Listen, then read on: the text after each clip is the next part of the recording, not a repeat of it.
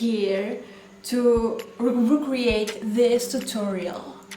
It's a lot of gold, it's a lot of pink, and I'm loving this so much. Even now with my straight hair.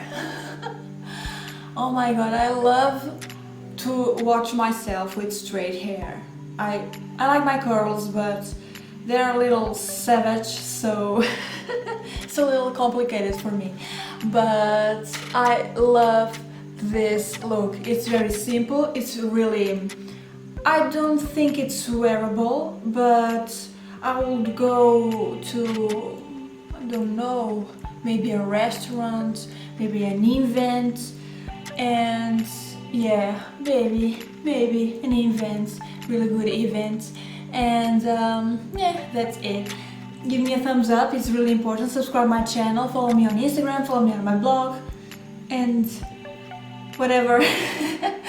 And let's get started. I will not be talking in this video because it's easier even for Instagram, so I hope you understand. And yeah, let's get started.